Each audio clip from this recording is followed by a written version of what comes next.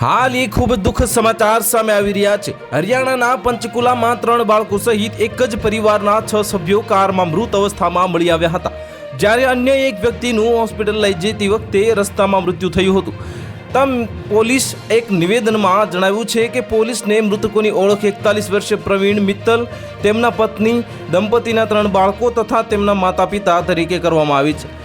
દેવાના બોજમાં દબાયેલા એક જ પરિવારના 7 સભ્યોએ ઝેર ખાઈને આત્મહત્યા કરી લીધી હતી અને તપાસમાં જાણવા મળ્યું છે કે પરિવાર દેહરાદૂનનો રહેવાસી હતો અને પંચકુલામાં બાગેશ્વર ધામમાં હનુમંત કથા સાંભળવા માટે આવ્યું હતું।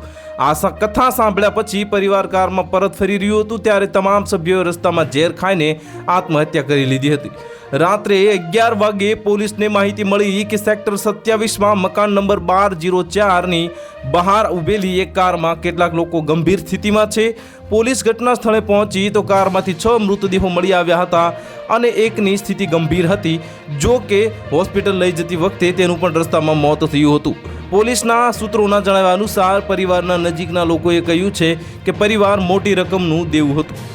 પ્રવીણ મિત્તલે તાજેતરમાં દેહરાદૂનમાં ટૂર એન્ડ ટ્રાવેલ્સ કંપનીનો વ્યવસાય શરૂ કર્યો હતો, જેમાં તેમને ભારે નુકસાન થયું હતું। આર્થિક તંગીને કારણે પરિવારે આ દુઃખદ પગલું ભર્યું હતું। પોલીસના જણાવ્યા અનુસાર તેને ઘટના સ્થળેથી સુસાઇડ નોટ પણ મળી આવી છે। આ ઘટનાના સાક્ષી અને સ્થાનિક રહેવાસી પુનિત રાણાએ જણાવ્યું હતું કે કારમાં 6 લોકો ઢળી પડેલા જોયા હતા અને તેમાંથી મોંમાંથી ફીણ નીકળી રહી હતા। તો હાલ માટે આટલું જ। મળીશું ન્યૂ અપડેટ સાથે। જો તમને અમારા વિડીયો પસંદ આવતા હોય તો વિડીયોને લાઇક કરી દેજો, ચેનલને સબસ્ક્રાઇબ કરી બાજુમાં આવેલા બેલ આઇકનને દબાવી દો, જેથી તમને આવા સમાચારની અપડેટ મળતી રહે।